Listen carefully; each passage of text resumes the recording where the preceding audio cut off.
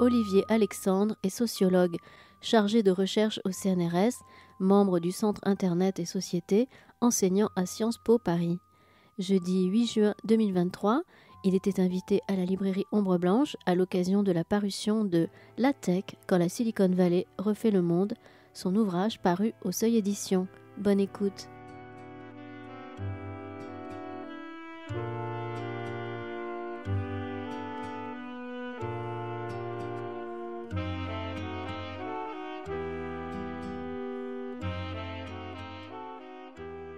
Bien, bonjour à ceux qui se sont déplacés jusqu'à nous sur cette journée qui est un peu perturbée avec les transports je pense que c'est dû à ça.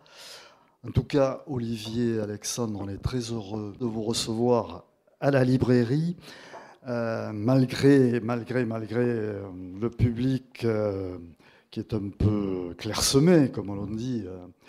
Donc, autour de votre dernier ouvrage, paru au Seuil, La Tech, quand la Silicon Valley refait le monde.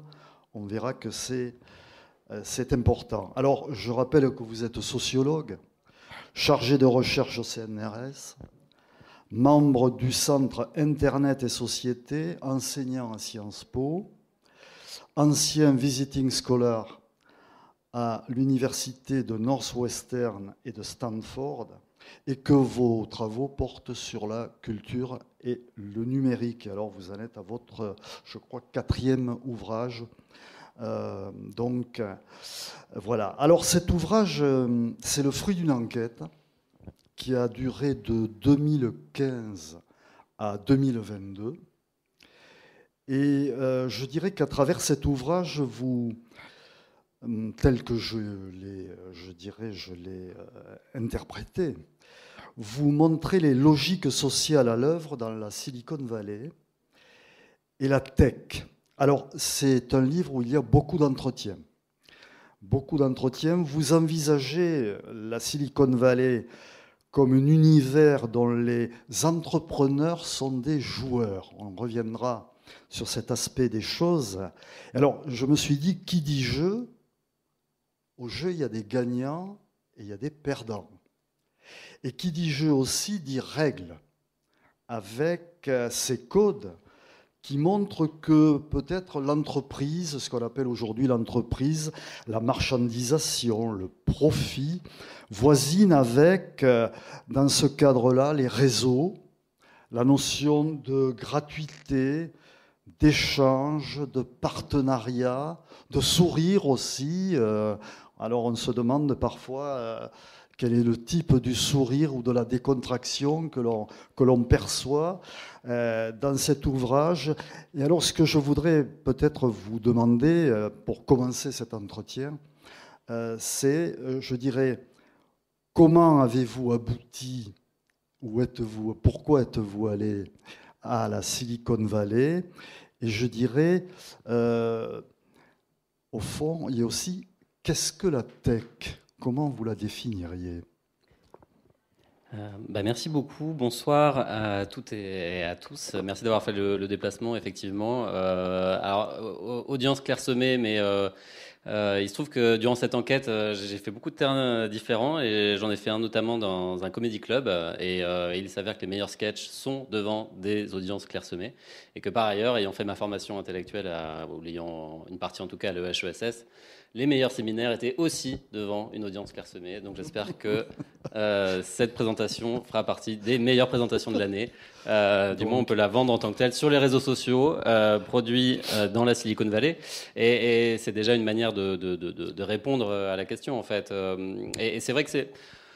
le livre est difficile à vendre parce qu'il fait 500 pages et que en fait c'est un objet lointain. La Silicon Valley, c'est un endroit où, qui parle pas vraiment, qui est exotique, qui est complexe, qui se prête assez peu aux représentations en fait. Et d'ailleurs très longtemps il y avait très peu de films, très peu de romans sur la Silicon Valley, contrairement à New York, à Paris, à Los Angeles, qui sont des villes qui prêtent beaucoup, ou Las Vegas même, qui sont des villes qui prêtent beaucoup plus au fantasme. La Silicon Valley, si vous regardez l'histoire du cinéma, jusqu'aux années 2010, il y avait guère qu'un James Bond pas génial en plus, avec Roger Moore, où il y avait un projet, une espèce de nazi qui voulait faire exploser la Silicon Valley dans les années 80. Donc, bon, c'est pas très parlant. C'est devenu beaucoup plus flashy au cours des 10 dernières années. Et en même temps, en dépit de l'aura qui est très personnalisée, hein, et c'était une difficulté de l'enquête, c'est-à-dire que quand on parle de la Silicon Valley, on parle de 5 personnes et on parle de 5 entreprises. Et une des difficultés du pari de l'enquête, ça a été de restituer finalement la densité, la complexité, l'organisation et le mode de sociabilité de la Silicon Valley, qui est finalement sûrement la grande star en fait de l'affaire. C'est comment on vit là-bas, quel est le type de société très très atypique. Et c'est très difficile de trouver des points de comparaison sur comment ça fonctionne, parce que finalement la Silicon Valley, on peut y entrer, on peut y sortir. C'est d'ailleurs organisé pour ça. Et il n'y a pas vraiment d'usine. C'est une usine à ciel ouvert. Et donc du coup, il faut comprendre comment les gens travaillent pour produire de l'innovation. Ça tient à quoi et essayer de passer outre toutes les mythologies, les représentations, les discours médiatiques qui saturent l'espace public. Et puis aussi la complexité de l'objet, parce que voilà, si on parle application, si on parle ligne de code, si on parle conférence développeur Python, bon, ça va pas passionner les foules, et donc faut trouver un moyen d'en parler. Alors, vous le dites justement, et c'est le point d'entrée que moi j'ai choisi, ce terme de jeu. Ce terme de jeu. Alors pourquoi avoir choisi ça Parce que la Silicon Valley, c'est des gens, c'est aussi des manières de faire, et puis c'est aussi une mentalité. Et cette mentalité, en fait, elle est très ludique. Et il y a un film qui rend très bien compte de ça, je crois. Alors là, je vais complètement me ridiculiser, mais c'est pas grave parce qu'on n'est pas nombreux. C'est Legoland. Legoland, qui est vraiment un monument, qui est un monument pour comprendre et appréhender, ou du moins qui restitue assez bien la manière dont fonctionne la Silicon Valley. Alors Legoland, pour ceux qui ne l'ont pas vu, c'est un personnage qui travaille dans la construction et qui est vraiment, qui fait tout avec beaucoup de joie et de bonne humeur, et qui essaye de se conformer aux règles jusqu'au moment où il est un peu rejeté par la communauté. Du coup, il essaye de développer ses propres règles. Et on retrouve d'une certaine façon un ressort, une clé d'entrée pour comprendre ce qui se passe dans la Silicon Valley. Cette idée que beaucoup de gens là-bas se vivent un peu comme on dirait des outsiders en anglais, donc des gens qui ne trouvent pas forcément leur place ailleurs, ou du moins qui n'ont pas envie de la trouver dans le système tel qu'il se fait. Donc traditionnellement, c'est des gens qui ne veulent pas travailler dans des grandes entreprises, dans des grandes bureaucraties, dans des grands cabinets de conseil, qui ne trouvent pas forcément leur place aussi dans les grandes universités. Enfin, du moins, c'est ce qu'ils en disent. Et puis, par contre, qui ont fait de l'univers des technologies un espace d'élection pour créer, pour innover, pour développer des choses qui leur semblent plus efficaces, plus logiques, qui peuvent servir à tout le monde. Néanmoins, entre cet idéal et la réalisation, il y a un grand écart, et ce grand écart, je pense qu'on en fait tous et toutes un peu l'expérience quotidiennement, en étant sur nos ordinateurs, en surfant sur nos applications, et en étant du coup un peu parfois gouverné, capté, collecté, exploité, sans qu'on ait toujours son mot à dire. Et du coup, pour répondre à la question trop longuement, du coup l'objectif c'était ça, c'était essayer d'ouvrir la Silicon Valley comme espèce de boîte noire ou boîte de Pandore, et puis montrer en quoi elle a une logique, une philosophie, une efficacité aussi politique qui nous concerne toutes et tous. Alors j'aime pas les formulations universelles un peu comme ça, mais de fait avec la Silicon Valley ça concerne au moins la moitié de la planète, ce qui est déjà beaucoup. Justement, comment est vécue, je dirais, la Silicon Valley par le reste par les Américains en quelque sorte? Parce que si on prend une carte, par exemple, on regarde où elle est située. On a San Francisco à côté. San Francisco, on a deux aspects de San Francisco. Il y a le pont, par exemple, il s'appelle Golden Gate. Il ne s'appelle pas Golden Bridge. Gate, c'est la grille. D'un côté, on a Oakland avec les Noirs, les quartiers, les Latinos d'un côté, et de l'autre côté, on a les Blancs, si je puis dire. Et puis, tout au fond, là-bas, si je puis dire, on a la Silicon Valley. Comment s'est perçue cette affaire-là ? C'est une bonne question, particulièrement aujourd'hui où, comme vous le savez, il y a un niveau de polarisation aux États-Unis qui est dantesque. Et si on regarde quels que soient les indicateurs en termes de revenus, d'accès à la propriété, de vote, il y a une carte qui est affreusement contrastée entre l'intérieur des terres, qui est conservatrice, et les zones limitrophes qui sont urbanisées, qui concentrent les gens les plus diplômés, ce que certains sociologues appellent la managerial class, la classe managériale. Très belle traduction. Et donc, effectivement, la Silicon Valley, c'est un peu un objet de fantasme et de diabolisation, parce que à la fois, c'est tout ce que l'Amérique dite profonde n'est pas, parce qu'elle est internationale, parce qu'elle est ultra diplômée, parce qu'elle sait où elle est. En termes de modernité, et c'est parce que c'est elle qui l'a créée en partie. En termes de tendance, la Silicon Valley, c'est un lieu extrêmement progressiste. C'est même le lieu le plus progressiste aux États-Unis, voire au monde, et y compris en fait chez la tech élite. C'est-à-dire que c'est des gens qui sont pour le mariage pour tous, pour l'adoption, voire plus puisque Apple avait financé un projet alors le mot me vient en anglais, mais de congélation des ovocytes pour les mères homosexuelles pour avoir des enfants. Donc un niveau de progressisme par rapport aux années Trump qui est très très avancé, mais du coup qui fait peur à toute une partie de l'Amérique. Et en même temps, ce paradoxe-là, on peut le retourner parce que la Silicon Valley, c'est aussi, d'une certaine façon, l'histoire de l'Amérique par d'autres moyens. Je veux dire, l'histoire de gens qui viennent d'un autre pays. Parce que la Silicon Valley, c'est la moitié de personnes. Ouais. Voilà, c'est la moitié de personnes qui sont nées dans un autre pays. Et pour le reste, c'est des gens qui viennent d'un autre État, en fait, que la Californie. Donc des gens qui viennent d'un autre pays pour réussir par le travail, par l'entrepreneuriat, par les nouvelles technologies, et dont la réussite ne sera que la récompense de leur propre trajectoire et de leur propre prise de risque. Ça, c'est vraiment une story très, très, très, très américaine. Du coup, on est un peu dans cette ambivalence-là, cette ambiguïté-là, et y compris jusqu'à aujourd'hui. Alors après, on pourrait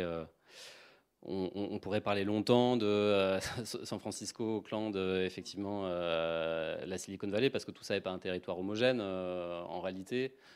C'est un territoire socialement extrêmement contrasté, historiquement extrêmement contrasté, avec des rivalités très fortes. Je ne sais pas, ça serait quoi l'équivalent San Francisco, Auckland, c'est Bordeaux-Toulouse, quoi. C'est à tel point que dans les années 30, quand Auckland a construit la mairie, donc à Auckland, les années 20 ou 30, et ils ont fait clocher 1 mètre plus haut que San Francisco pour dire, et en plus avec un bâtiment qui tourne le dos à San Francisco.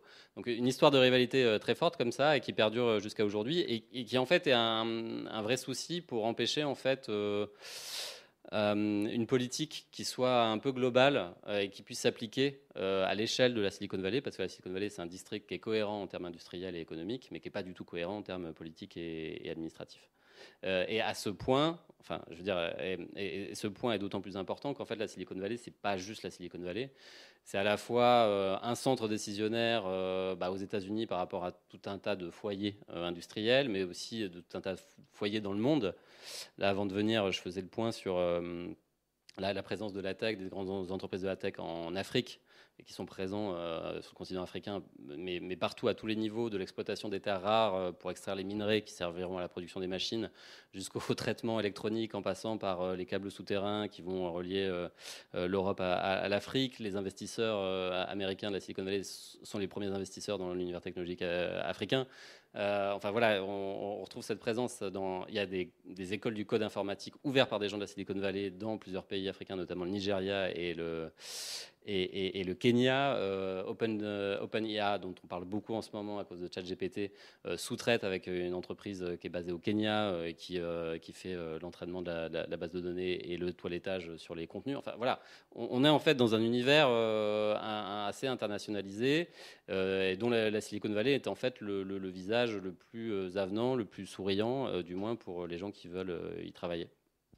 Justement, vous évoquiez cet héritage, enfin, le côté un peu libertaire, qui est devenu libertarien, si je puis dire, peut-être aujourd'hui, quel a été parce que la Silicon Valley, on a toujours l'impression peut-être aussi que c'est né d'il n'y a pas longtemps. Or, elle a quand même une histoire, hein, vous le dites, qui remonte en fait au début du siècle. Et quel est l'héritage aujourd'hui de la contre-culture américaine dans ce qu'est la Silicon Valley? Oui, absolument. Ou est-ce que c'est balayé complètement? Ils Non, n'en ont plus rien à foutre, si je puis dire. Non, alors je dirais pas ça.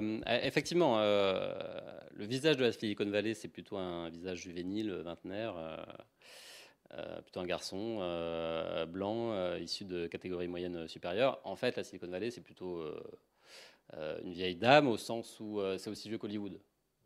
Ça a plus de 100 ans. Et on a des premières entreprises déjà spécialisées dans l'information, les systèmes d'information et la radio dès les années 1910. Et du coup, on peut recomposer une tradition. Alors, cette question de la contre-culture et de la Silicon Valley, qui est une question que mon ami Fred Turner a mis sur le devant de la scène et a raison en partie. Donc, je ne sais pas si vous connaissez ce livre, Aux sources de l'utopie numérique, publié chez CF Éditions, mais qui est un excellent livre, et qui brosse comme ça un portrait assez fascinant de Stuart Brand, qui est une espèce de Forrest Gump de la Silicon Valley, et qu'on retrouve à plein de moments et à plein d'endroits de l'histoire de la Silicon Valley et de la contre-culture, donc dans ce moment de trait d'union. Mais ce qu'il faut dire aussi, je crois, c'est que la Silicon Valley existait avant la contre-culture, que la Silicon Valley a existé après la contre-culture, et que finalement, d'une certaine façon, on pourrait retourner la question. C'est-à-dire, quelle est l'influence de la Silicon Valley sur la contre-culture? Et de ce point de vue-là, je pense qu'on verrait que la Silicon Valley, c'est une affaire de plateforme, en fait, bien avant les plateformes, c'est-à-dire de lieux, d'espaces où on peut s'interconnecter, se rencontrer, dans un grand esprit de tolérance, avec l'idée qu'on fait des choses, et non pas forcément qu'on refait le monde en discutant autour d'un café ou du LSD plutôt, si on parle de contre-culture. Quoique quand on a pris du LSD, c'est un peu dur de refaire le monde en parlant. Ouais. C'est plutôt le cerveau qui le refait tout seul. Mais ça serait ça. Et ça, pour le coup, c'est quelque chose qui s'est diffusé dans la contre-culture, notamment via Stuart Brand, notamment via ce document très important, le World Catalog, qui est toujours un objet de référence, qui est en fait qui est une sorte de la redoute, et la référence n'est pas abusive parce que c'était celle de Stuart Brand d'une certaine façon, enfin pas la redoute même, mais l'équivalent américain, pour pouvoir le diffuser dans les différentes communautés hippies. Donc là, on est à la fin des années 60, au début des années 70, et qui présenterait à la fois des objets technologiques pour aider les gens à vivre en communauté, de manière libre ou libertaire, parce que c'est aussi ça pour eux, et puis qui présenterait aussi des documents issus du design, issus de l'informatique naissante, personnelle, de quoi d'autre, des sciences sociales aussi. Et en fait, ce document, il a une grande importance dans la Silicon Valley, notamment parce que certains y ont vu une préfiguration d'Internet. Et c'est l'hommage qu'en donnait notamment Steve Jobs, si vous regardez son announcement speech de 2005, je crois, à Stanford, qui est une vidéo extrêmement consultée, c'est un classique dans le monde et dans la Silicon Valley. Il fait référence au World Catalog, et il termine d'ailleurs son discours sur Stay Hungry, Stay Foolish, qui est la formule qui se trouve à la fin du dernier World Catalog publié en 1971, je crois. Voilà, mais cette histoire, elle a perduré via une mentalité, via des gens qui ont été des transmetteurs, des connecteurs, notamment via le Burning Man, qui est un festival. Justement, je voulais vous interroger là-dessus, parce que vous en parlez d'ailleurs, il y a tout un chapitre de votre ouvrage qui est consacré, et justement, c'est sacrée aventure quand même. Vous en fûtes. Point. Oui, bien sûr. Oui, sacrée aventure. Alors oui. Alors, comment dire ça Comment ça commence et pourquoi on y va en quelque sorte? Alors, le Burning Man, c'est un festival qui existe depuis 1986. Enfin, du moins, c'est né sur la plage à San Francisco à la fin de l'été. Au début, c'était plutôt une réunion d'amis avec quelques dizaines de personnes. Et aujourd'hui, c'est un rassemblement annuel à la même période de l'année, mais plus à San Francisco, mais dans le désert du Nevada, à Black Rock City. Donc, qui est un désert en fait, et qui devient une ville éphémère de maintenant 70 000, 80 000 personnes. Donc c'est très impressionnant de voir une ville émerger et puis disparaître. C'est très impressionnant aussi d'y participer. Parce que c'est des conditions difficiles. En même temps, il y a une masse, notamment qui vient de la Silicon Valley, puisque la Californie fournit à peu près la moitié des participants, et la moitié de cette moitié vient de la Silicon Valley. Et il y a des entreprises qui sont vraiment très très pourvoyeuses de burners, comme on les appelle, les participants de ce festival, et à tel point que Google est devenu l'actionnaire principal de l'organisation du festival il y a 2-3 ans, au moment où l'organisation avait des difficultés. Et il y a cette scène primitive dans l'histoire de Google, au moment où Paige et Brin venaient de faire une grosse levée de fonds dans la Silicon Valley, donc on est en 99. Et en échange de cette grosse levée de fonds, les investisseurs avaient demandé qu'il se trouve un dirigeant qui est l'étoffe pour porter ce projet. Et en l'occurrence, ils avaient appris qu'Eric Schmidt, qui a été dirigeant pendant une petite quinzaine d'années, était un burner. Et donc, ils ont fait le Burning Man ensemble. Et c'est ça qui les a convaincus de travailler ensemble, notamment parce que, et je crois qu'en fait, c'est une bonne manière d'appréhender ce festival et son importance pour la Silicon Valley, parce qu'en fait, ils se sont accordés sur une manière de naviguer et de s'orienter commune dans le festival qui leur semble à la fois efficace et démocratique. Et alors, dans cette histoire, du coup, on peut en retirer plusieurs choses. C'est-à-dire que le Burning Man comme Internet, c'est une affaire de navigation. Il faut s'orienter. Il faut trouver sa voie dans un espace qui est évolutif, aussi bien dans la technologie que là au Burning Man. Et puis, il faut s'accorder efficacement. Et du coup, comment on s'accorde efficacement ? On développe des principes, on discute, on développe une critique et on essaye de sauver, d'une certaine façon, ce qui leur semble le plus important, c'est-à-dire l'expérience et l'efficacité de l'expérience. Mais bon, alors du coup, pour avoir ce point commun, ça implique qu'il y ait tout un tas de principes sur lesquels on soit déjà accordé. Et en tout cas, pour tout à chacun, je crois, la force du festival revient dans cette expérience de voir ses croyances héritées de l'ancien monde, ou du monde qui a raté, il l'appelle comme ça, être suspendu le temps d'un festival et être appelé à définir de nouvelles règles. Et on retrouve encore une fois cette notion de jeu. Oui, parce que symboliquement,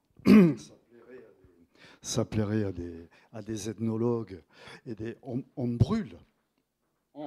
Burning Man, on brûle.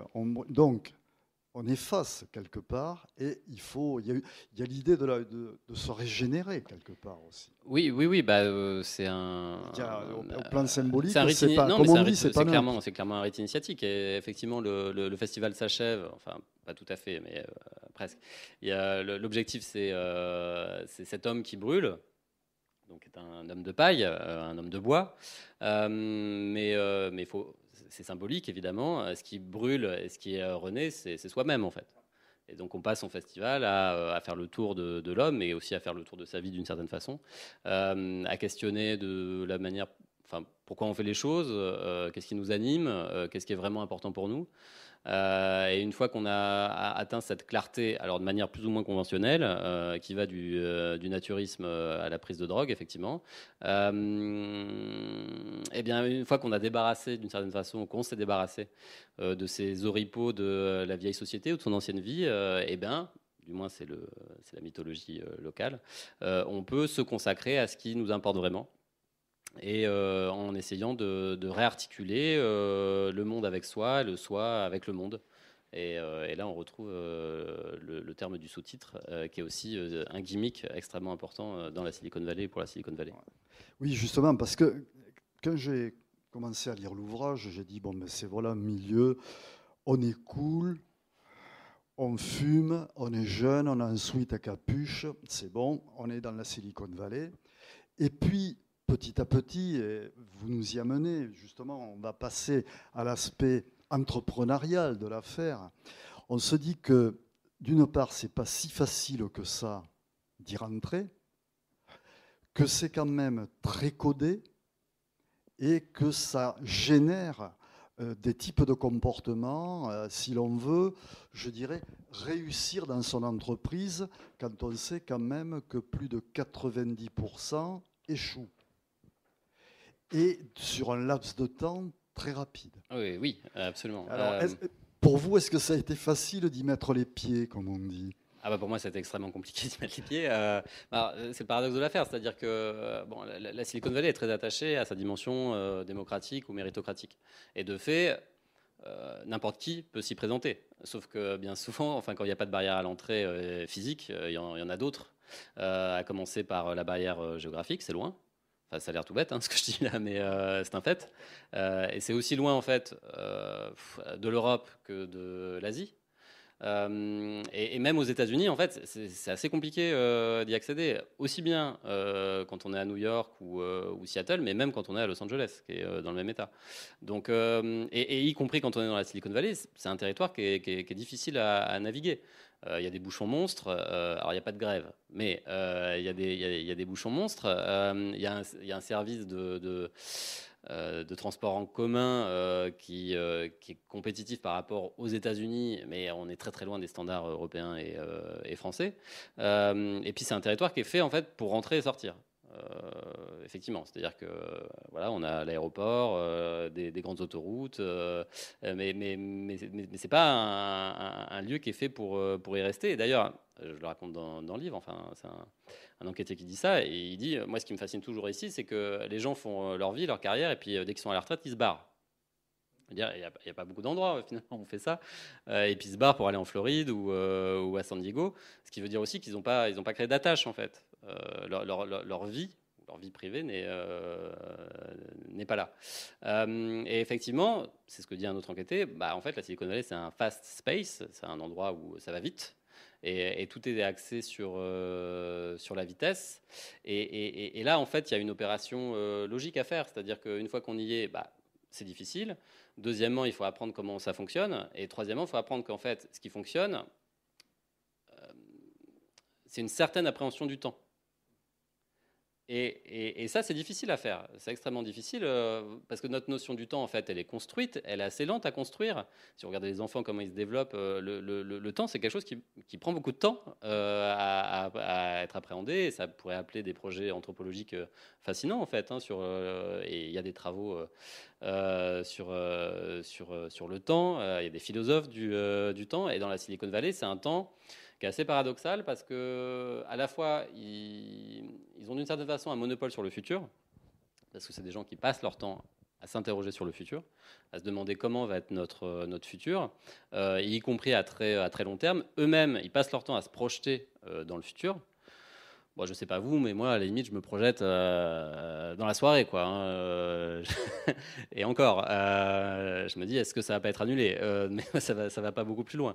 Alors que eux ont toute une architecture, en fait, intellectuelle et pratique et sociale pour vivre de la sorte. Et en même temps, en dépit de cette projection et parfois à très long terme, et un exemple, c'est quelqu'un qui me raconte, oui, le fait qu'on transfère son cerveau dans un ordinateur, ça ne fait pas débat. Dans la Silicon Valley, ça ne fait pas débat. Bon, ça pourrait à tout le moins prêter à discussion.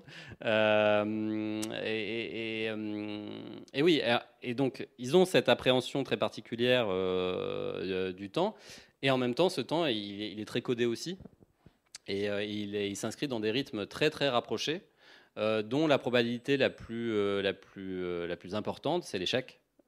C'est la sortie, et c'est refaire une start-up ou repartir chez soi, repartir dans un autre secteur, ce qui est sûrement trop tu par rapport à la Silicon Valley, parce que la Silicon Valley a cette capacité à produire des blockbusters d'une certaine façon, et à produire des modèles qui sont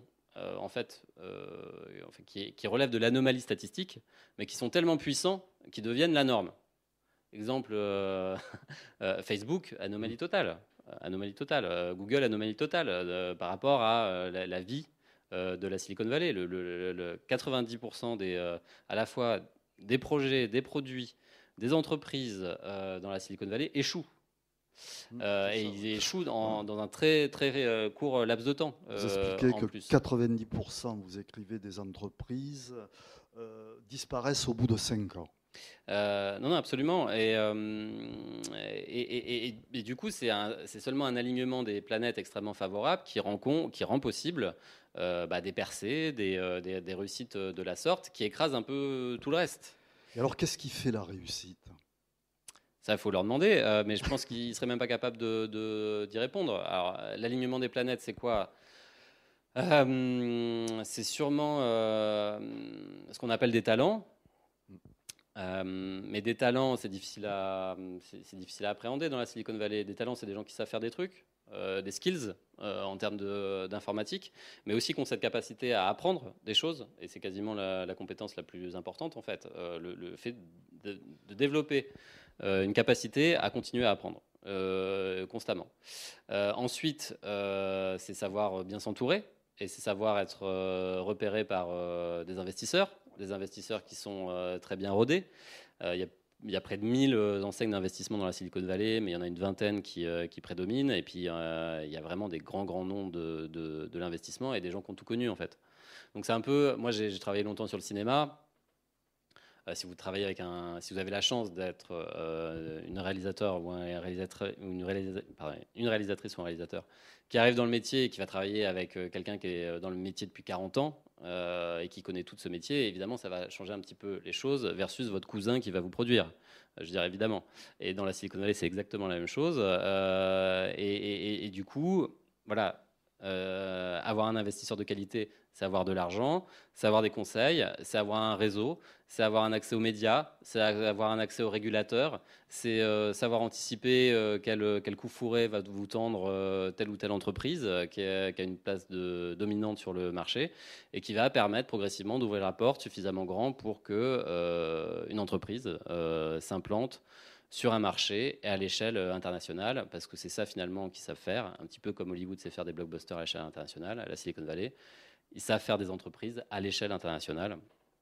Mais n'oublions pas que ce système-là, il a un coût social et il a un certain nombre de biais qui sont en partie rappelés dans le livre. Oui, parce vous l'expliquez bien aussi, les gens, en fait, les gens bossent tout le temps, en quelque sorte. Il y a quelque chose aussi qui m'a intéressé, enfin qui rappelle le speed dating. Les entretiens, en fait, sont très courts. Ça dure pas longtemps. Et au fond, vous l'avez dit un peu, ce que recherche la personne que vous avez en face de vous, c'est si vous avez un talent ou si vous n'en avez pas. À partir de là, après, on verra, quoi. Après, on cherchera les investisseurs, en quelque sorte. Et on a l'impression qu'il y a des sortes de sauts de cabri entre les différents investisseurs aussi. On a des banques qui ne savent pas trop quoi foutre de leur fric, qui vont trouver des fonds qui ne savent pas trop quoi faire de leur argent, puis petit à petit, qui vont trouver quelqu'un pour entreprendre quelque chose, et il peut arriver que ça marche. Oui, exactement. C'est le modèle du venture capital. C'est-à-dire que le venture capital, il trouve ses origines après la Seconde Guerre mondiale, à un moment où dans plein de pays, en fait, on s'interroge sur comment préparer l'avenir. Alors en France, on a eu la planification, qui a eu ses réussites et ses ratés. Aux États-Unis, il y a eu le venture capital, qui a été mis en place et théorisé notamment par un Français d'origine, Georges Doriot, qui a longtemps enseigné, près de 40 ans à Harvard, et qui a mis en place une des premières structures du capital risque, avec cette idée que si on veut faire de l'innovation, faut mettre en place un modèle qui soit particulier, un modèle où en fait on constitue des portefeuilles d'investissement, on parie sur centaines d'entreprises, et puis il y en a 10 qui vont rapporter, et puis il y en a une qui va vraiment beaucoup rapporter. Le problème, c'est qu'on ne sait pas à l'avance ce qui va rapporter. Donc du coup, et d'ailleurs, et ça c'est quelque chose comme on dit souvent les investisseurs durant l'enquête, c'est finalement on ne sait jamais. On ne sait pas ce qui va fonctionner, quelle entreprise va fonctionner, quel produit va fonctionner, on n'en a aucune idée. Donc la seule chose qu'on peut faire, c'est parier sur des talents, c'est parier sur des gens. Alors la question, c'est comment identifier le talent. Et ça, c'est une vraie question. C'est un vrai problème, parce que dans plein de secteurs, notamment dans la culture, on peut se baser sur ce que les gens ont fait. Dans la mode, il y a le book, dans le cinéma, il y a les films, dans les séries ou les scénaristes. Voilà, il y a tout un tas de choses à présenter qui sont des supports d'évaluation. Mais dans la tech, quand vous avez 20 ans, que vous arrivez avec un projet d'application, comment vous allez faire pour évaluer? Du coup, la Silicon Valley a mis en place ce système très astucieux. Alors, je dis la Silicon Valley, c'est une personnalisation et c'est un raccourci, mais quand même, historiquement, ça s'est fondé comme ça, a mis en place des dispositifs très, très astucieux pour que les gens puissent se rencontrer et s'évaluer. Et effectivement, il y a certaines règles. Les règles, c'est que il y a un carcan temporel qui est assez réduit. Et effectivement, on engage tout de suite une discussion qui va durer 15-30 minutes, maximum 1 heure, et pas beaucoup plus. On a l'impression qu'on est à la lisière de l'amical et du professionnel, pas du tout. C'est juste un espace familier. Et cette familiarité, elle vise à évaluer en fait de manière constante la qualité des personnes, leur talent, leur réactivité, leur intelligence, comment ils vont rebondir, comment ils se comportent avec les autres personnes, quelles sont leurs qualités morales, comment ils communiquent, est-ce qu'ils apprennent vite ou pas. Et ce qui fait qu'en fait, être un investisseur au sens de la Silicon Valley, et du moins c'est comme ça qu'il se présente, c'est plutôt être comme un psychologue, essayer d'identifier des traits de caractère. Alors, du coup, ça a un côté assez inquiétant hein, quand on le rapporte comme ça, même très très inquiétant, parce que du coup, on est évalué d'une certaine façon un peu tout le temps, et puis surtout, on est transformé en commodité, quoi. C'est-à-dire, je vous rencontre, est-ce qu'on va pouvoir faire un projet, est-ce que je ferais pas mieux de m'associer avec quelqu'un d'autre en sortant dans la rue, en même temps, on va garder notre contact hein, pour peut-être monter une start-up à la rentrée. Bon, et ce modèle social, à la limite, pourquoi pas, je veux dire... c'est pas toujours plus rose dans d'autres industries ou dans d'autres mondes et pas toujours plus tendre non plus. Le problème dans la Silicon Valley, c'est que c'est aussi un modèle social qui célèbre les champions, qui oublie les échecs, ceux qui ratent, et puis accessoirement qui bénéficient de travail précarisé, qui sont plus solidarisés, qui sont plus mutualisés. Et le souci, c'est que ce modèle-là social, c'est devenu aussi un modèle politique, y compris pour des administrations dans plein de pays, et y compris pour la France. C'est vrai que ces derniers temps, quand j'ai entendu que l'intelligence artificielle, c'était une chance pour l'hôpital public, je me demande de qui on parle. Est-ce qu'on parle des machines pour identifier les cancers, ou est-ce qu'on parle de systèmes d'automatisation de l'administration, par exemple, qui irait aussi bien de l'hôpital public à la poste. Et du coup, là, on retrouve des enjeux politiques très forts, qui demandent quand même de prendre le temps de savoir comment ça se passe là-bas, se demander quel est le lien avec comment ça se passe ici. Finalement, quand on nous vend la Startup Nation, qu'est-ce que ça veut dire? Qu'est-ce que ça implique? Quelles sont les politiques publiques qui sont mises en place? Et du coup, ça implique effectivement d'être à la page et de travailler autant alors même qu'on n'a pas forcément choisi cet agenda. Tout à fait, parce qu'on a parfois l'impression de quelque chose de hors sol, en quelque sorte. Vous venez un peu de le pointer, où effectivement, là, actuellement, je crois qu'il travaille beaucoup sur le transhumanisme, le long-termisme, l'intelligence artificielle. Et effectivement, alors on a l'impression que, quelque part, les problèmes de la planète, si je puis dire, je pense aux questions à la fois écologiques, les questions sociales, c'est pas du tout leur truc. C'est compliqué parce que c'est plutôt des environnementalistes, en majorité très convaincus. C'est plutôt des gens qui ont bon cœur. Hein. Et d'ailleurs, ils se vivent vraiment comme des good guys. Hein. En fait, je dis guys parce que c'est souvent des garçons de fait. Et en fait, c'est une série de processus un peu insidieux. Déjà, c'est des gens qui sont plutôt dans une forme de réussite et de réussite éclatante du point de vue de leur histoire personnelle, du point de vue de leur histoire familiale. puisqu'on a des gens qui se retrouvent à la tête de très très grandes entreprises en quelques années, alors que leurs parents sont médecins, sont dentistes, sont ingénieurs, ce qui est pas rien sociologiquement, mais c'est pas non plus des grandes familles sur un siècle. Comme on le retrouve quand même assez régulièrement dans l'histoire du capitalisme américain. Et c'est des gens qui ont réussi à 30 ans, à la force du travail. Donc du coup, ça c'est un modèle social qui est quand même qui est assez fascinant. Hein. Et d'ailleurs, ça explique que beaucoup de gens tombent dans le panneau d'une certaine façon, et y compris des gens plutôt très soupçonneux a priori ou très habiles politiquement. Et ça va de Emmanuel Macron à Henry Kissinger, hein, qui a pu mettre de l'argent dans Theranos. Vous savez, cette entreprise dont on a tiré des séries télévisées, Elizabeth Holmes. Et donc voilà, il y a une puissance comme ça d'incarnation. Et puis il y a aussi l'envers de ça, c'est de croire que on a réponse à tout. Parce qu'effectivement, quand on a 30 ans, quand on a monté une entreprise à partir de rien, qui est à la pointe de l'innovation, qu'on est devenu millionnaire, milliardaire, enfin, je veux dire, qu'est-ce qui vous empêchez de donner votre avis un peu sur tout ? Regardez Elon Musk, et il donne à la fois son avis sur la politique sociale en France et la guerre en Ukraine. Et il le fait en plus en confiance. Il le fait en confiance. Et effectivement, si on déconstruit en fait la psychologie de la réussite à la Silicon Valley, on comprend mieux en fait pourquoi il peut en arriver à s'autoriser de considérer que son avis a une importance et une pertinence sur tous les sujets. Et en fait, si c'est aussi insidieux, donc c'est d'une part cette capacité à prendre un ascenseur social extrêmement rapidement et à monter très très haut dans les étages.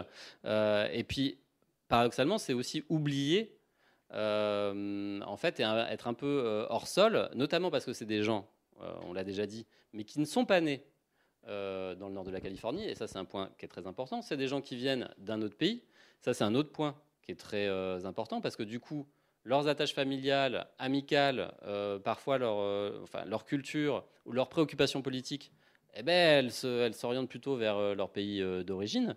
Et c'est vrai pour les Européens, mais c'est vrai aussi pour les Indiens et les Chinois, qui représentent les deux plus grosses communautés en fait, de travailleurs de la Silicon Valley historiquement. Et du coup, en fait, ils ont un rapport au territoire et au sol, à la terre, qui est un peu distendu et qui est un petit peu de consommation, en fait, d'une certaine façon. C'est un vaisseau. Pour le nord de la Californie, c'est pas toujours une maison. Et notamment, ils lisent pas la presse locale, ils ne votent pas. Ils considèrent que d'ailleurs que les politiques locales sont une machine à corruption, et ils n'ont pas tout à fait tort. Et que du coup, eux feront forcément mieux. Donc il y a plein de facteurs qui explique qu'il y a un détournement. Et puis le dernier facteur, c'est l'organisation même de cette industrie, qui est fondée sur des cycles très courts, où il faut les rentabiliser en 5 ou 10 ans. Et quand on fait ça, on fait plutôt du logiciel ou de l'intelligence artificielle, ou du big data et du machine learning, plutôt que de l'énergie solaire ou de la biotech, qui sont des paris extrêmement risqués sur un très long terme, et qui demandent des niveaux de compétences et d'ingénierie très poussés. Donc c'est pour ça, c'est un peu la conclusion du livre aussi, même si c'est pas peut-être la parole conclusive, mais c'est de dire l'attaque a formidablement raté, mais elle a aussi formidablement échoué. Elle a formidablement réussi au XXe siècle par rapport à des enjeux du XXe siècle, qui sont ceux de l'information et de la communication. Et je crois que de ce point de vue-là, on vit mieux informé, plus connecté, plus rapidement. On peut produire aussi beaucoup plus facilement. On peut faire tout un tas de choses, et plein de gens dans le monde peuvent faire tout un tas de choses techniquement à relativement bas coût, ce qui était avant le monopole en fait, de très grandes entreprises ou de très grandes organisations. Donc ça, elle a réussi. Par contre, elle a formidablement échoué, parce qu'en fait, tout un tas de défis qui deviennent particulièrement urgents et criants au XXIe siècle ne sont pas pris en compte, ou trop peu pris en compte, dans la Silicon Valley, alors qu'elle est devenue le réacteur et le cœur de la machine industrielle mondiale. Donc ils vont avoir du mal à refaire le monde. Ils vont du mal à refaire le monde. Malheureusement, on va en avoir besoin. On est tous dans le même bateau, quoi, dans cette histoire. Et le pari du livre, c'est aussi à la fois de faire mieux comprendre la Silicon Valley à tout à chacun. Et puis c'était aussi une ambition personnelle pour mieux comprendre la Silicon Valley parce que j'y pipais pas grand chose à l'origine. C'est un pari réussi. Mais c'est aussi dans l'autre sens faire entendre que le monde c'est un truc plus compliqué qu'une solution d'intelligence artificielle aux gens de la Silicon Valley. Et donc c'est un dialogue à venir et j'espère qu'il sera réussi. Ça vous a donné envie d'être un entrepreneur Pas du tout. Non, pas du tout. Non. Alors, pourquoi bon, chercheur, c'est pas non plus... mais bon, c'est pas si mal. Oui. Non, mais entrepreneur... Non, mais c'est quand même extrêmement exigeant. Je veux dire... le livre le monde. Faut passer sa vie à faire ça. Du coup, quand on fait que ça, on néglige quand même beaucoup d'autres choses en termes d'expérience humaine, de ses amis, sa famille. On a un peu tendance à se transformer comme en bande-annonce de soi-même, ce qui n'est pas idéal quand même en termes de... Si l'objectif de tout à chacun est de créer une unité entre son esprit, et, son corps et sa vie, là, ça introduit des biais quand même relativement lourds et permanents. Et puis il faut se projeter constamment. C'est vraiment les montagnes russes. C'est une image qui revient très souvent. C'est-à-dire que pour quelques montées, on passe quand même son temps à descendre. Et puis du coup, on rentre dans un tunnel qui dure 5-10 ans. Et vraisemblablement, à la fin, on va rater. Alors, quand on rate, on apprend aussi des choses. Mais sauf qu'on a consommé 10 ans de sa vie qu'on aurait peut-être pu utiliser pour faire autre chose. Et donc pour toutes ces raisons, je ne serai pas entrepreneur. Bon, et c'est un milieu très communautaire aussi. Hein. Vous expliquez ça par exemple, dans un entretien, il y a un entrepreneur qui vous explique que le Chinois qui vit dans son immeuble ou l'Indien qui vit dans son immeuble, au fond, il le considère, il fait partie de sa communauté, mais celui qui va venir frapper à la porte, il n'en est pas. Oui. Là, on retrouve un peu les questions aussi sur la... Très intéressant. On retrouve les questions sur l'influence de la contre-culture, parce qu'on a souvent envisagé que voilà, cet arrière-fond hippie et l'importance de la communauté, en fait, elle se serait transvasée dans les architectures techniques. Et par exemple, sur Facebook, on a une communauté. Sur Twitch, on a une communauté. Sur YouTube, les youtubeurs et les youtubeuses ont une communauté. Et donc, la communauté est très forte. Mais bon, en fait, d'une certaine façon, la communauté, c'est une histoire américaine. Hein. Toute la sociologie urbaine que je connais bien, ou un peu du moins parce que je suis passé à Chicago, elle est basée vraiment sur des descriptions de villes par communauté, avec la mise en partage de ressources à partir de codes très serrés, avec une grande violence aussi souvent. Donc du coup, je ne sais pas si c'est la contre-culture et la tech qui est devenue communautaire à cause de la contre-culture, ou la contre-culture qui est devenue communautaire à cause de l'histoire des États-Unis. Le fait est que, d'une certaine façon, on est tous un peu américanisés dans cet espace technique et aussi un espace social, parce que précisément, quand on est sur des réseaux sociaux, on est appelé à créer sa communauté, y compris sur WhatsApp, etc. Et donc, oui, c'est un espace très communautaire. Oui. Du coup, là aussi, on retrouve les coûts d'entrée, parce qu'une communauté pour un Américain, ça fait sens, parce qu'il a toujours vécu dans une communauté, y compris urbaine, enfin intellectuelle, ça peut être différents types de communautés, mais en tout cas, il est dans une communauté. Pour des étrangers, et encore une fois, faut se remettre en idée des gens qui viennent d'Inde, ce qui viennent du sud de l'Inde, du nord de l'Inde, de grandes villes, de petites villes, pour des gens qui viennent de Chine, est-ce qu'ils viennent de Taïwan, est-ce qu'ils viennent de Chine, est-ce qu'ils viennent de grandes villes, des gens qui viennent d'Europe. d'Angleterre, de France, c'est pas du tout, ils n'arrivent pas avec un bagage communautaire, au contraire. Enfin, en France, c'est vraiment, ça a été très très longtemps l'ennemi public numéro un, la communauté et le communautarisme. Et du coup, et notamment les Français, c'est drôle de les voir essayer de naviguer là-dedans, ils essayent de s'acculturer, comme on dit en anthropologie, d'essayer de faire communauté à leur tour. Et alors, je dis, c'est rigolo de les voir fonctionner, parce que c'est vrai que les Français, ils ont ce côté un peu, comment dire, péremptoire, et sur deux. Et donc, quand ils arrivent dans la Silicon Valley, souvent, ce qu'ils disent, c'est moi, surtout, je veux pas frayer avec des Français. Sauf qu'ils parlent pas toujours bien anglais, ils n'ont pas de connexion, etc. Et puis qu'ils n'ont pas compris que en fait, la région est organisée en communauté. Donc en fait, ce qu'ils cherchent à fuir est leur première ressource. Et donc il leur faut un peu de temps pour comprendre que finalement, si, il faut à tout prix qu'ils passent beaucoup de temps avec les Français, en communauté, pour plein de raisons.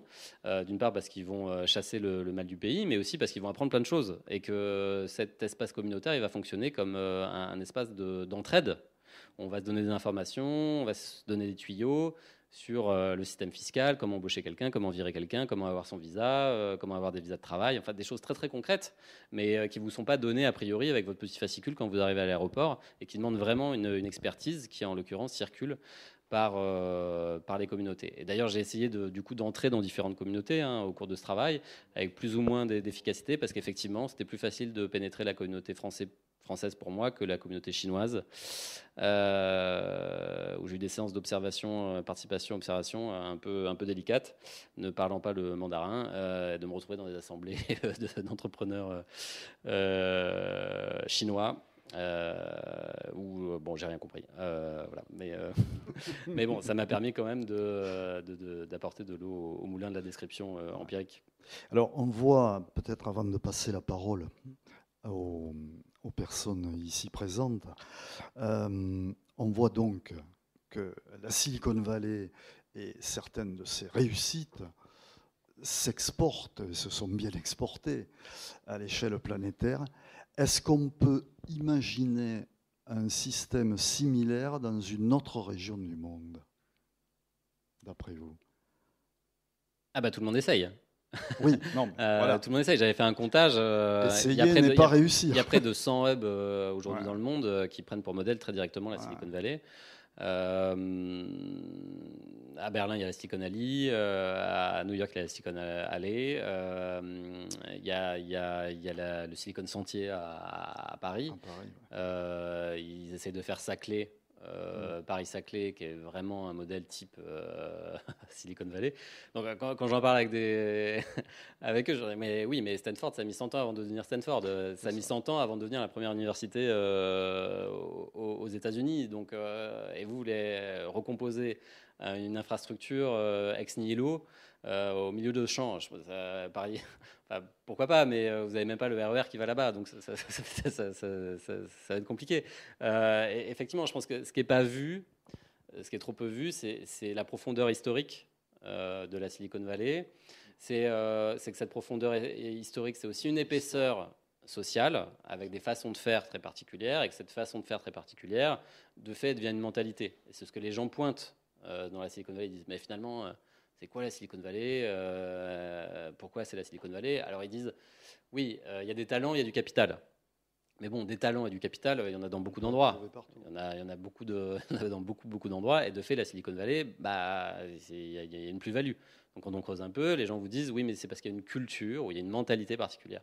Mais cette mentalité, elle tombe pas du ciel. Elle est construite sur à la fois à travers des dispositifs et dont il faut un peu creuser dans le temps pour en découvrir la philosophie et du coup mieux saisir comment elle s'imprègne d'une certaine façon dans les outils qu'on utilise quotidiennement, qui dramatisent l'information, qui sacralisent la communication et qui couronnent l'efficacité, et qui sont des choix de vie qu'on endosse, parfois à raison, parfois en le sachant et parfois en l'ignorant, et c'est là où il y a un vrai problème. C'est le nouveau rêve américain. Vous savez, il n'y a rien de pire que d'être pris dans le rêve de quelqu'un d'autre. C'est la définition même de l'aliénation, en fait. Donc, quand on est tous là à partir en vacances en utilisant Google View, est-ce qu'on n'est pas pris d'une certaine façon dans le rêve de quelqu'un d'autre? Moi, je pense. Vous savez, il y a cette scène qui est rigolote, qui est racontée par Olivier de Kersauzon. Alors, vous n'auriez pas parié que nous allions parler d'Olivier de Kersauzon dans ces rencontres. Donc, Olivier de Kersauzon, qui est nommé exactement, navigateur et qui baignait, je ne sais plus quel bateau, quel monocoque, à San Francisco, et qui a vu arriver Sergey Brin et Larry Page, les fondateurs de Google, qui sont arrivés à peine en disant bonjour et qui lui ont posé plein de questions pendant 1 heure sur la navigation. Comment on fait naviguer un bateau autour du monde, les courants, etc. Plein de questions en fait qui faisaient résonner leurs préoccupations. On est au début des années 2000, leurs préoccupations d'ingénieurs d'Internet et des moteurs de recherche. Mais l'interaction s'est terminée et Olivier Kersauzon a dit je les ai trouvés très antipathiques. Et on n'a rien partagé. Et d'une certaine façon, ça, c'est vraiment une histoire très Silicon Valley. Et je crois que c'est quelque chose qu'ils ne perçoivent pas forcément eux-mêmes, ces artisans du futur, qu'eux sont persuadés de donner un cadeau à l'humanité sans s'apercevoir qu'ils leur prennent des choses et notamment, ils se privent eux aussi d'une certaine humanité. Bien. Bim. Bien. Il vous suffit de lever le doigt. Voilà, c'est parfait. Et je vous cède le micro. Bonsoir. Alors moi j'avais 2 questions différentes. La première qui me turlupine un peu, j'ai pas trop compris, c'est comment vous expliquez qu'une escroc comme Elizabeth Holmes ait pu endormir autant de gens qui sont censés être des professionnels. Et elle est allée très loin quand même. Ouais, finalement, ça n'a pas eu les conséquences qu'elle voulait, mais elle a quand même réussi à aller très très loin et à prendre beaucoup d'argent. Donc ça, je comprends pas comment elle. En plus, elle avait 19 ans quand elle a commencé, je crois. Et enfin, c'est au-dessus de mes forces. Je comprends pas comment c'est possible. Ça, c'est la première question. Et la deuxième, c'est est-ce que vous pensez que les gens de la Silicon Valley vont être une aide pour résoudre les problèmes écologiques, enfin les problèmes de la planète, ou est-ce que c'est le contraire, qui vont plutôt participer à nous faire aller dans le mur, enfin à aller faire aller avant les générations suivantes. Voilà. Je ne sais pas si vous comprenez ma question. Enfin, j'espère. Alors sur Elizabeth Holmes, effectivement, c'est une histoire fascinante. Je pense qu'il y a eu plusieurs choses. D'une part, la Silicon Valley est basée en partie sur des normes et des stéréotypes, et en l'occurrence, elle a beaucoup été présentée à ses débuts comme la nouvelle Steve Jobs, jeune, brillante, qui s'attaque à un projet d'échelle planétaire dans la biotech à l'origine, qui est une des spécialisations de la Silicon Valley, mais qui n'est pas le secteur dominant, avec une promesse extrêmement forte et qui parle à tout le monde. Oui, mais brillante au sens où sa manière de parler, sa maturité, tout ça, ça a des effets, notamment dans les cadres de civilité que j'évoque. Mais effectivement, elle a rencontré certains professeurs à Stanford qui lui ont dit « Non, mais ce que vous racontez, c'est n'importe quoi, ça ne fonctionnera jamais ». Mais elle en a rencontré d'autres Mais aussi parce que la Silicon Valley, ce qu'il faut comprendre, c'est une rampe de lancement, en fait. C'est-à-dire que c'est des paris sur l'avenir. Et en fait, on parie sur quelqu'un dont le travail est à venir et non pas passé. D'une certaine façon, on capitalise sur le travail à venir de quelqu'un plutôt que sur la réputation qu'il a développée. Et ensuite, elle a été Elizabeth Holmes, c'est une formidable entrepreneuse, mais qui malheureusement a manqué de garde-fous. Alors ça s'explique par sa propre astuce, c'est un peu comme dans les tragédies grecques, c'est-à-dire que c'est une machine à convaincre formidable, y compris de se convaincre elle-même. Et puis quand on voit son évolution, plus ça allait, plus elle allait convaincre des gens à la fois puissants mais très distants de la Silicon Valley, et plutôt des vieux monsieur de la côte Est et qui ne connaissaient pas à la fois la Silicon Valley mais aussi le secteur de la biotech. Du coup, même si ça pouvait être des gens extrêmement, expérimentés en termes politiques, diplomatiques, Schultz, Kissinger, a priori, c'est des gens à qui on ne la fait pas. Là, en l'occurrence, ils ont voulu y croire. Et puis, ce que ces gens disaient, c'est que aussi, arrivés à la fin de leur vie politique, ils voulaient faire quelque chose de bien, pour une fois. au final. Donc si on met tous ces éléments dans un shaker, on arrive à une sorte d'accident industriel qui est plus que ça, parce que ça va être aussi une tragédie pour elle. Et il y a un investisseur qui m'avait dit ça dans la Silicon Valley, il m'avait dit, en fait, la chose la plus importante de la Silicon Valley, c'est la qualité de la relation qu'on peut avoir entre un investisseur et un entrepreneur. Et cette qualité, elle s'évalue à la transparence.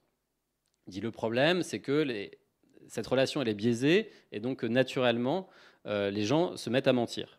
Et pour un investisseur, il y a 2 types de menteurs. Il y a les menteurs qui savent mentir, et il y a les menteurs qui ne savent pas qu'ils mentent. Et de loin, la 2e catégorie est la plus dangereuse. Et vraisemblablement, Elizabeth Holmes fait partie de la 2e catégorie. Et ensuite, sur votre 2e question, en fait, il y a une manière de répondre, c'est que ils ont plutôt participé négativement à l'environnement. C'est-à-dire qu'il y a une histoire assez ancienne en fait, de la Silicon Valley qui remonte aux années 60-70, à l'époque où les usines de production informatique étaient dans la Silicon Valley.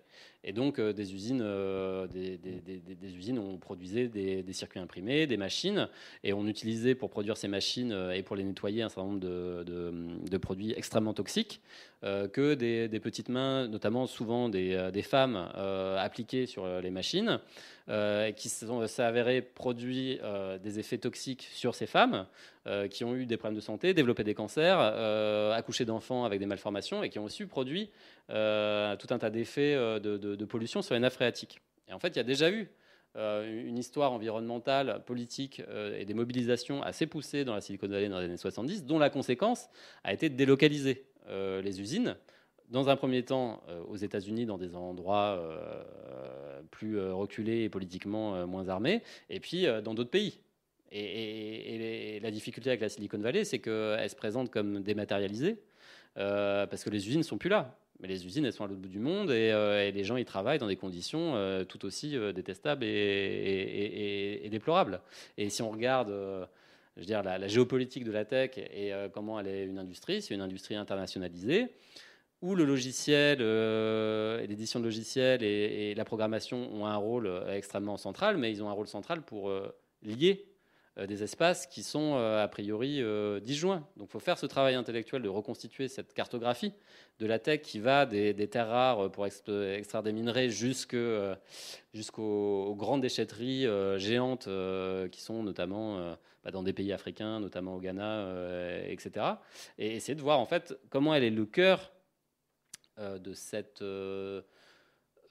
géopolitique-là et comment elle en bénéficie, en fait, sans en faire bénéficier grand monde, parce que les écarts de salaire sont complètement dingues entre un développeur ou un data analyst qui travaille chez Apple et qui gagne la timbale avec des revenus, des stocks options, des bonus, une crèche gratuite, une école gratuite pour ses enfants, des navettes gratuites pour se rendre au travail, et la personne qui va faire du tri de contenu à Nairobi. Il y a un écart de revenus qui va de $2 de l'heure à je ne sais pas combien de l'heure, mais en tout cas, ça pose vraiment la question de la production et des inégalités, de l'échange inégal à l'échelle planétaire. Le seul problème, c'est que c'est coûteux de reconstituer toute cette chaîne, c'est distant, c'est abstrait, c'est pas politisé, parce que rien ne nous unit, d'une certaine façon, à part la tech. Et c'est ça son opération un peu magique et qui appelle à la lucidité. Une autre question? D'autres remarques? N'hésitez pas. Merci. Oui, bonsoir. Je voulais vous demander, est-ce que la religion ou la spiritualité joue un rôle particulier, aussi bien dans la vie sociale que le travail des entrepreneurs? Oui, absolument, absolument. Alors, ce qui est assez fascinant, c'est plusieurs choses. C'est d'une part que les pratiques religieuses, elles sont moins importantes dans le nord de la Californie que dans le reste du pays. L'athéisme y est plus présent. Et de fait, il y a beaucoup d'ingénieurs qui ont un profil très, très athée, ce qui est un peu une incongruité par rapport au reste des États-Unis. Les États-Unis, c'est le pays le plus...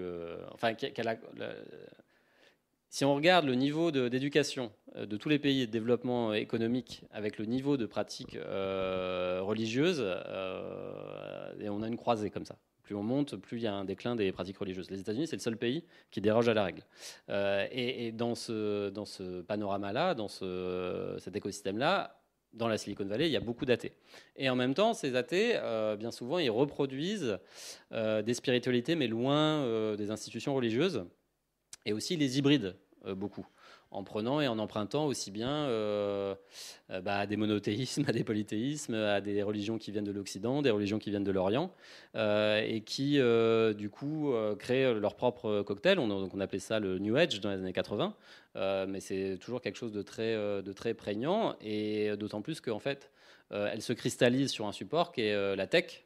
Et on trouve effectivement plein de traits religieux en fait dans la manière et dans leur manière de parler de la tech, à commencer par l'intelligence artificielle aujourd'hui. On a vraiment un schéma gnostique, par exemple, sur la manière de parler d'intelligence artificielle. C'est-à-dire que si vous écoutez Sam Altman, il vous dit à la fois que c'est la plus grande menace pour l'humanité, mais c'est c'est aussi la plus grande promesse pour l'humanité. Vraiment, figure gnostique avec un dieu maléfique, un dieu qui va apporter le salut. Et de fait, on a ces formes, ces schémas archaïques religieux qui se reproduisent.